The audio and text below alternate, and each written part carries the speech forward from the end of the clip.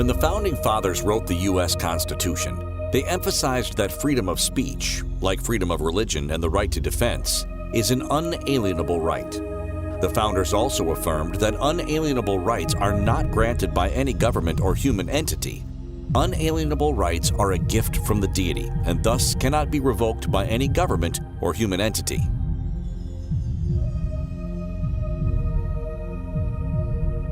Thanks to the internet, for the first time in history, people from all over the world are able to speak to each other in real time. Unfortunately, technical marvels that facilitate speech can also provide the means to abridge that speech. This documentary is about speech and the unconstitutional abridgment of that speech, what has become known as cancel culture. Why has cancel culture developed? How has it been implemented? And what can we the people do to restore total, unabridged free speech in America and the rest of the world? The First Amendment of the U.S. Constitution guarantees that Congress, which includes all aspects of the government, will not pass any law or take any action overtly or covertly to abridge speech, including freedom of the press, what we now call the media or mainstream media. But if the First Amendment applies to government, does it apply to private companies? Most feel it does not. To such, private companies, especially private mainstream media companies, can use or abuse speech any way they want. And they do. They trash religion as an affliction of the insane, redefine speech as money for buying congressmen, kick U.S. presidents off social media sites, interpret the scientific method any crackpot way they want, destroy careers for any trivial political expedient, sell pharmaceutical drugs that facilitate mass shootings in elementary schools. Indeed, private companies, especially the media companies, can raise hell. They can put out any speech they want, but censor anyone's speech they don't want. And they do. They use high-tech algorithms to shadow ban, demonetize, or block any film, video, book, email, tweet, or podcast they decree is hate speech, misinformation, or spam. Private media companies can ignore we the people's right to assemble by suppressing speech on social media sites, what has become electronic public square. They can also force we the people to sign terms of service agreements that are long and opaque contracts of adhesion. These things said, an argument could be made that private companies are not private at all. They're creations of the government, known as corporations. Corporations are not sole proprietorships, partnerships, or private companies at all. They're artificial entities created and licensed by the state, complete with charters and bylaws. And big corporations, such as movie studios, TV networks, and social media tech giants, are even less private. These entities are public corporations, meaning they're owned by the public, thousands of people in the general public, not just a handful of private stockholders. Given this, one could argue that public corporations are actually mini-governments and thus subject to the First Amendment by reason of that alone. If so, they may not create bylaws or terms of service agreements that abridge speech. They may not abridge the unalienable right of free speech and then hide behind the corporate veil or the status of a private company. By the same token, the government, including its agencies and departments, may not hide behind NGOs or media companies and mandate they censor or deplatform in the name of some political party's agenda. And evidence shows this has been happening. So let's take a deeper look and see how high-tech censorship is being used to corral we the people into politically correct speech, what amounts to the covert dissemination of Marxist indoctrination to the American public. In the century surrounding the development of American industry, salesmen, even children, went door-to-door selling Girl Scout cookies, flower seeds, Amway soap products, and Fuller brushes. This use of free speech, known as cold call sales, has been in practice for over 200 years. Not only did individual salesmen use cold call sales, small businesses, as well as major corporations used them. To this day, cold call sales is how people and companies start and grow. There was a day when every company started out and had no sales.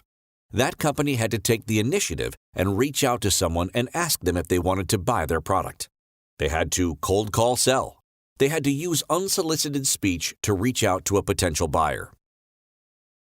When the technology of email was invented, for the first time, small mom-and-pop businesses had the ability to reach out to millions of potential customers using an electronic version of the age-old American tradition of cold call sales. Prior to email, the small business owner had to pay ridiculous sums to advertise, and, as any business owner knows, the income produced from usually overpriced ads rarely pays for the cost of the advertisements. Email technology changed all this.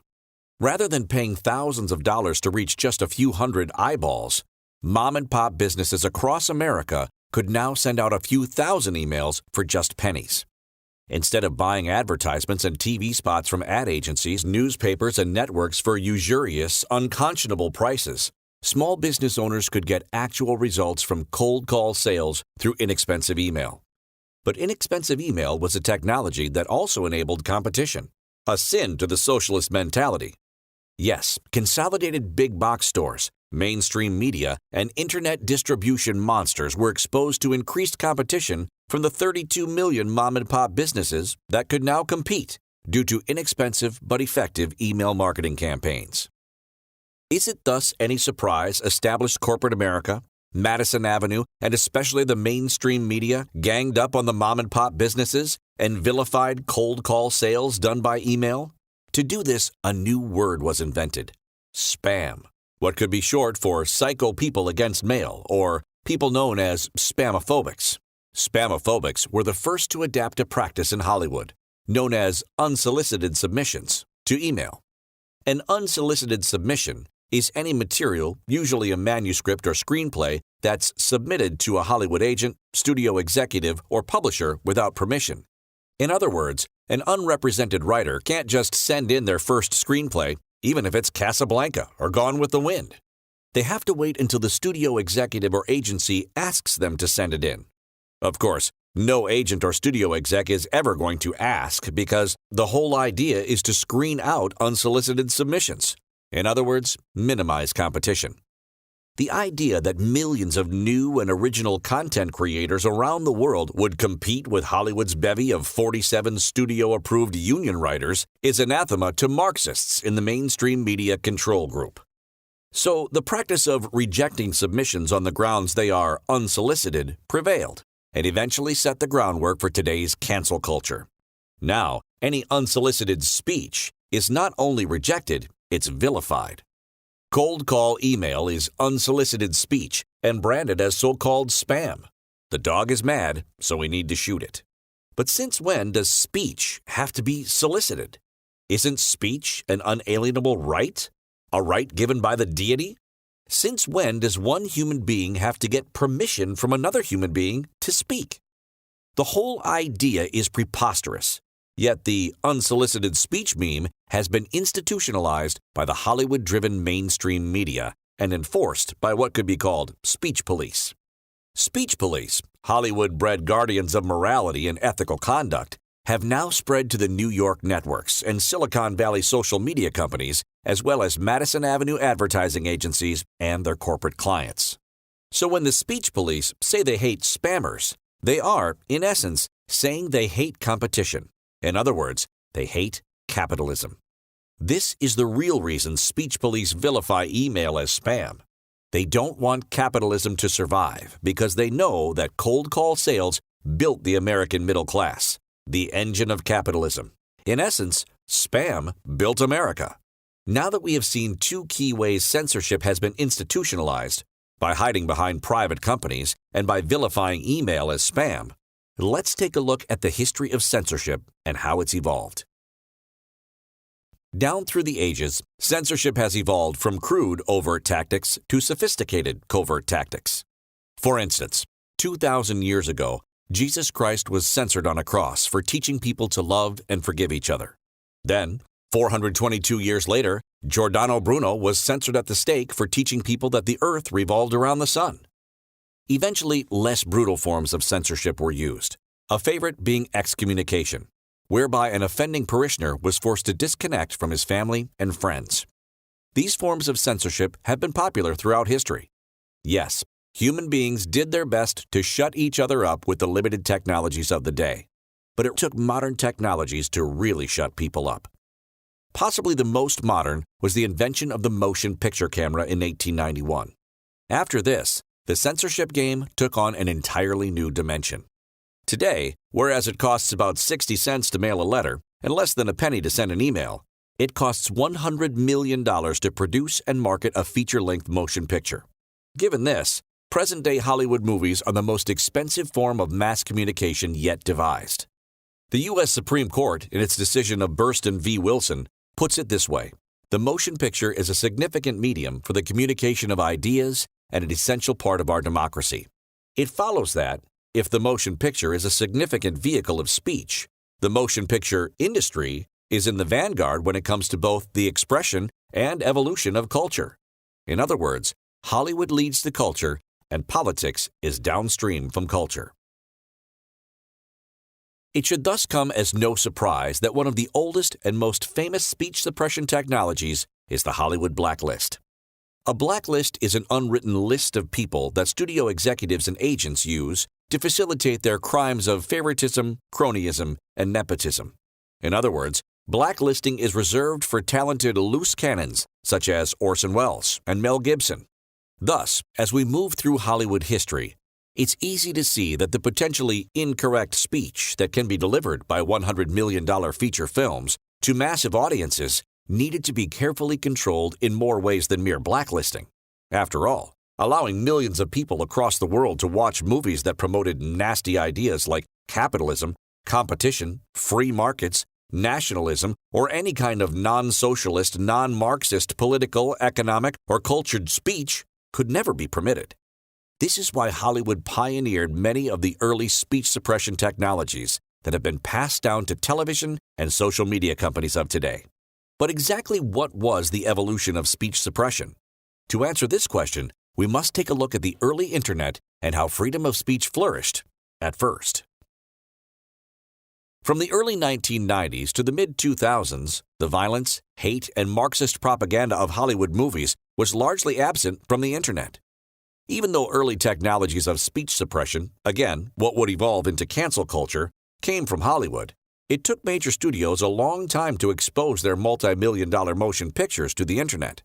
Video on demand was in its infancy, and music piracy was rampant. Prior to 1996 and the enactment of Section 230 of the Telecommunications Act, there were no social media sites other than a web portal known as America Online. This embryonic social media experiment merged with the Hollywood studio, Time Warner, in 2000 to form AOL Time Warner. But before long, the whole consolidated mess came down like a pile of burning rubber. After this, Hollywood really stayed away. And while it did, joyous netizens, people who practically lived on the internet, got together in social networks, like alt-miscellaneous screenplays and discussion forums, like Firm and the Mind X. These were the first electronic public squares, where people from all over the world came together to enjoy the free speech facilitated, if not guaranteed, by Section 230 of the Act. It was the virtual Wild West where anyone could visit any website and shoot off their mouth. These discussions were new, original, and often heated. But ideas were flying, differences were being ironed out, people were experiencing people, and speech was glorious, intense, and educational. Millions, almost billions, were communicating with each other for the first time in human history, sharing thoughts, hopes, and dreams. Wow, free speech! We don't just work here, we figure things out, said a 4-year-old kid at a computer running Netscape Navigator. But eventually, the speech police moved in. They moved in with their big egos, small IQs, and stricter interpretations of Section 230. They called themselves moderators. At first, they said they were here not to censor, but just to make sure that everyone stays on topic. That's the actual term they used to justify their policing. You're off topic, they would caution. The regulation mentality found the idea reasonable, especially to control those abusing immunities provided by Section 230. So moderators doubled down on speech suppression, and so-called off-topic soon became any topic that was not on-topic, as in the politically correct topic. Viewpoint discrimination was thus in full bloom by 2009. Discussion forums and the internet in general became increasingly quarrelsome. But netizens were not quarreling over the substance of the speech. They were quarreling over the intrusions of the moderators. Arguments became about whether a certain moderator's reprimands were justified or not. In this way, moderation initiated the destruction of the very free speech enabled by Section 230 immunity. And moderators did it in the name of micromanaging the direction of conversations. It was moderation for the good of the community, what later evolved into community standards. Bogus substitutes for the Bill of Rights were born. The frog in the kettle was starting to get hot, but he did not take action. Given the high-tech nature of the Internet, it was only a matter of time before human moderators would be replaced by machine moderators known as algorithms. But unlike Orwell's thought police, machine moderators never sleep. For instance, they continuously shadow ban, a high-tech application of the Hollywood blacklist, a form of machine moderation, whereby movies, videos, music, posts, websites, and other content is subtly minimized or banned to the shadows. It's a technology effectuated by artificial intelligence that senses popular but politically incorrect content and makes sure such rarely shows up in search results. Usually, victims do not even know they have been shadow banned. Case in point, the 2005 release of Fiat Empire, featuring Congressman Ron Paul, had millions of views, was rated #1 video on the Internet, and won a Telly Award. Then, views mysteriously fell off after Dr. Paul announced his candidacy for president. As a Republican, it was as if the film was deleted from the Internet. Fiat Empire and 9 subsequent conservative documentaries were thus shadow banned, and no one even knew it happened for years. Along with shadow banning, demonetizing was becoming increasingly popular with the speech police on video streaming platforms and at the New York advertising agencies. Demonetizing is the practice of paying a video content provider and then gradually or abruptly canceling payments. The classic area of demonetizing, known as the adpocalypse, started in 2017 when legacy mainstream media realized that a significant portion of their audience was migrating to YouTube. YouTube had to somehow be vilified. Madison Avenue ad campaigns were thus motivated to take up the challenge because YouTube was an attractive new market for their family-friendly corporate clients, corporations like a sugar-peddling Coca-Cola and drug-peddling Johnson & Johnson. Using a similar strategy as declaring the dog mad, the New York agencies got to work eradicating competition in the name of hate speech. First on their list of haters happened to be the most popular channel on YouTube, PewDiePie, accused of posting, what else, but anti-Semitic video. Mainstream media content creator Disney immediately canceled a deal with PewDiePie, setting off a chain of demonetization events when advertising agencies threatened to pull ad dollars. The big ad agencies were thus able to force YouTube to demonetize 8 million creative and unique free speech videos, 99.999% of which were not anti-Semitic, just more creative than Disney's tired and hackneyed product. This economic extortion wiped out 6 million video content creators who would otherwise have been serious competition for Madison Avenue and their corporate clients, the New York TV networks, and even the major Hollywood movie studios. Madison Avenue insisted on vilifying, censoring, and extorting YouTube unless they deleted or demonetized countless independent videos. All of this was done to thwart competition, political and economic. Now, instead of being more creative or family-friendly, YouTube is looking more like network TV every year, saturated with the same obnoxious TV commercials spamming we the people every 5 minutes. Talk about unsolicited submissions. The practice of demonetizing is similar to the practice of deplatforming. Both remove income from the victim or create a chilling effect on the victim's speech. As early as the 1940s, communist speakers were often banned from university campuses. They were denied speech platforms, a term that has been extended to any large venue, including radio, TV, movies, and now social media, such as Twitter, Facebook, and YouTube. Deplatforming thus simply means kicked off. When speech police from the mainstream media and corporate America realized media power is political power, they also realized that now was the time to usurp whatever political power they could by dictating who will have platform and who will not. Thus, in the name of fighting bigotry and hate speech, or promoting family values and women's rights, the speech police started deplatforming all manner of celebrities. Even major stars were kicked off movie and TV sets for no reason other than they were suspected wife beaters, child molesters, Christian conservatives, or said something stupid like, "Jews run Hollywood." Harvey Weinstein, one Jew that actually did run Hollywood, was rightfully deplatformed. But what about Mike Lindell, J.K. Rowling, and Piers Morgan? Did the pillow guy really deserve to be banned? Only a censor Nazi would say yes.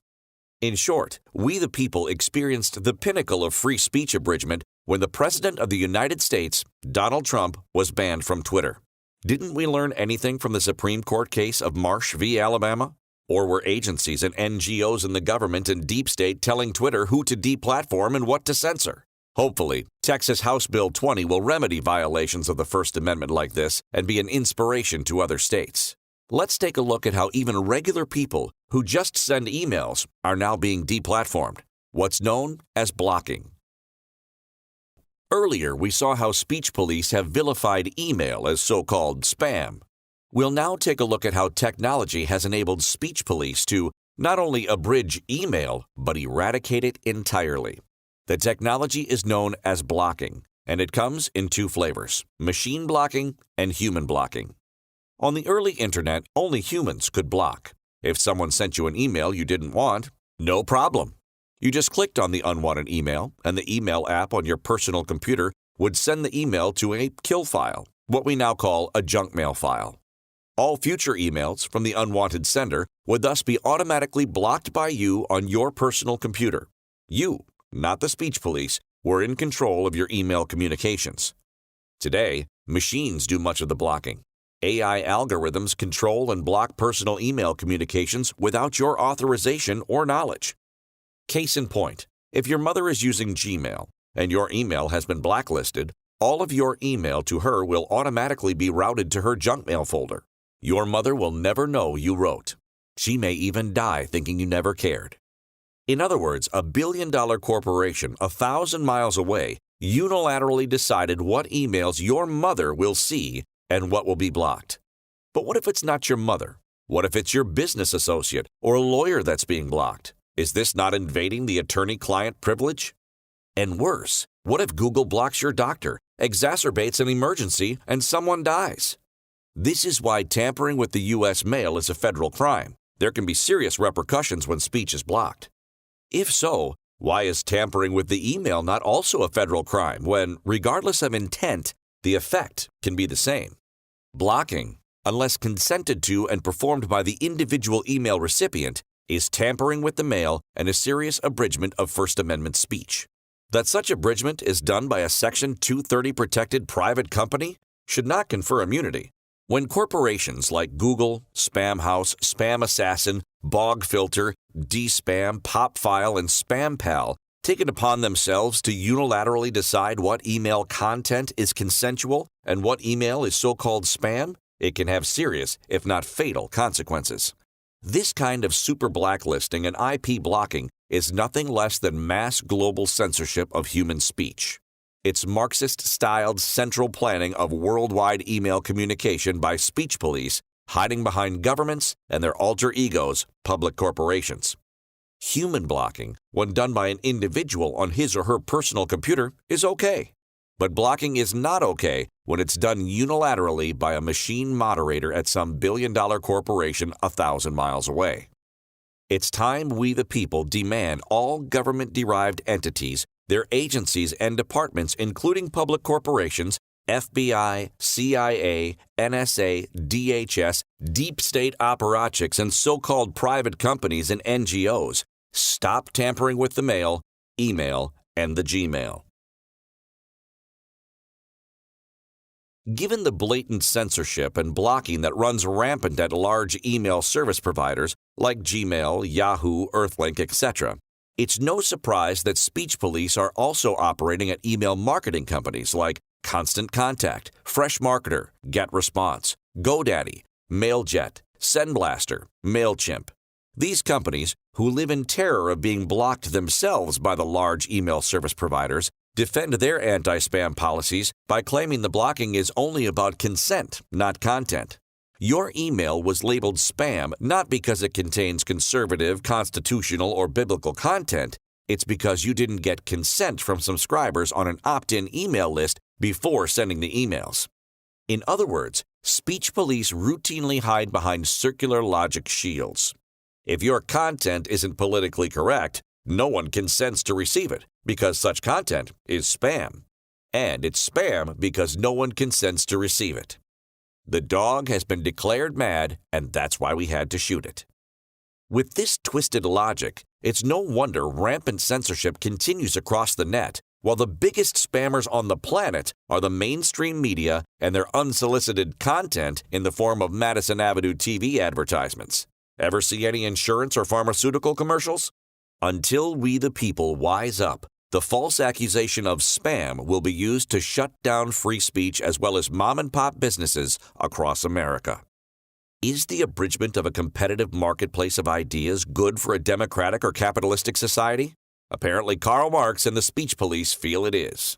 Surely, the American frog is now feeling the heat. Other than blacklisting, another masterful form of speech abridgment is the high-tech Bible known as community standards. Community standards force we the people to submit not to the Bill of Rights set forth in the United States Constitution, but to contracts of adhesion set forth in terms of service agreements. The contract of adhesion is a contract between parties of greatly differing bargaining power. For instance, a multi-billion-dollar studio and a starving screenwriter. The studio offers the screenwriter $99 for a 120-page screenplay and tells him, "That's our final offer. Take it or leave it." Similar take-it-or-leave-it contracts have been happening to musicians, actors, and painters for hundreds of years. But who cares about artists?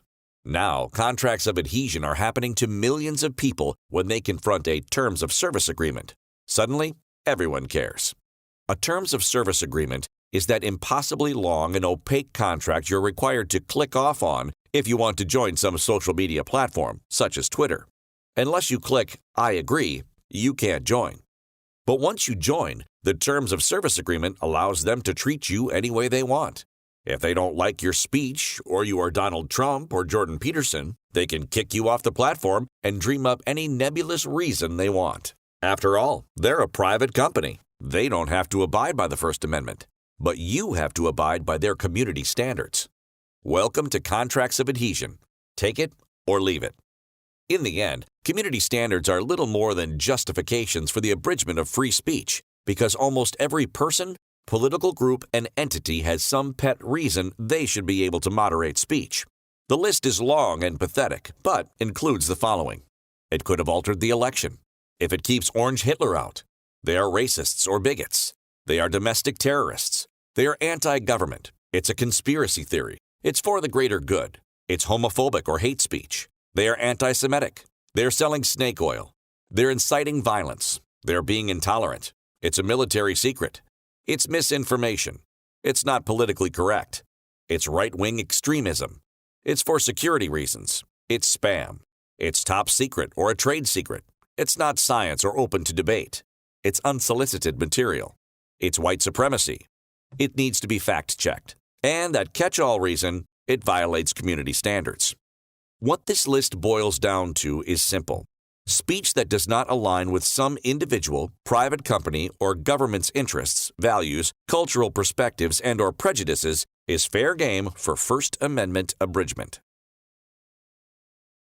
So what is motivating cancel culture, an Orwellian society where an individual exercising politically incorrect speech is ostracized by various special interest groups, including political parties?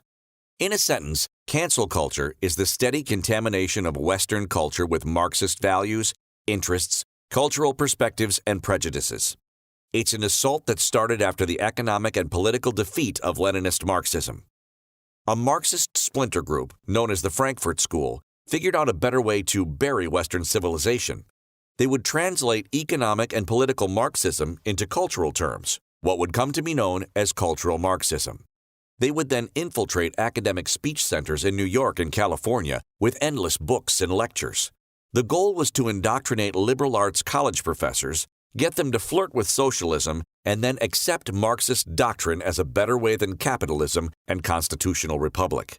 They did this using three primary social engineering technologies: critical theory, cultural pessimism, and androgyny. They then moved beyond academia to capture corporate America. From corporate America emerged the first crop of students that would be employed as executives at the Hollywood studios.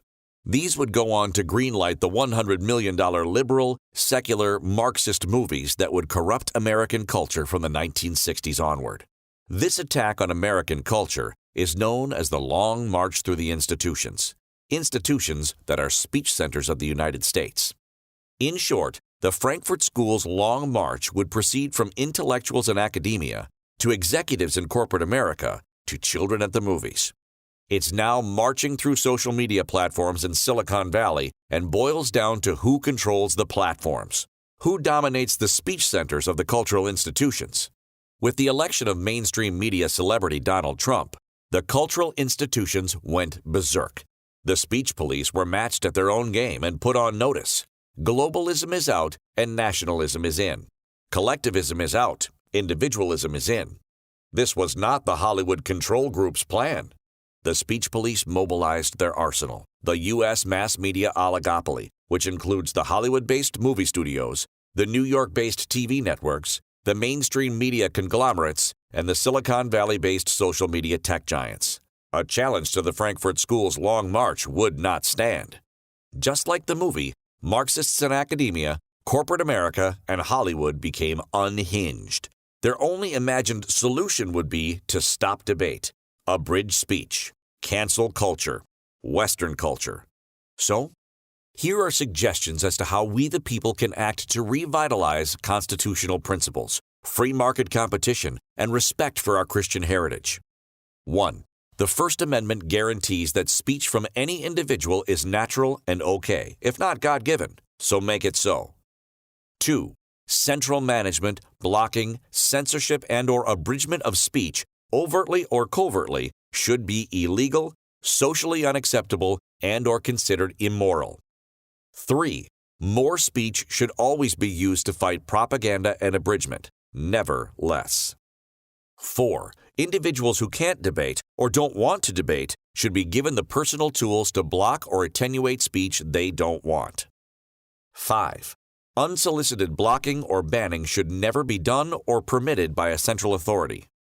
6. Laws like Texas House Bill 20 should be passed, duplicated in the states, and made a federal law.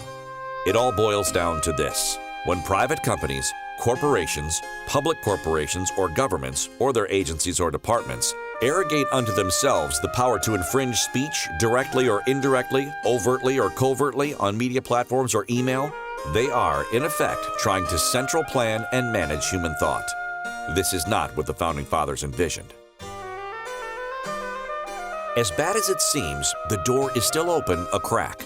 Most Americans know that freedom of speech, like freedom of religion and assembly, is not only vital and precious, it's God-given. Americans, defined as people who know and apply the U.S. Constitution as interpreted by the original intent of the framers, will never surrender their speech, their religion, or their guns. Given the events of the day, it's easy to see that if we the people do nothing, if we don't support a wider spectrum of speech over alternative media, cultural Marxist propaganda will continue to corrupt America. Again, the door is still open, but only to the degree we the people act. A careful understanding and application of the U.S. Constitution, the Bill of Rights, and Christian principles that made America great can and will make America greater than ever before.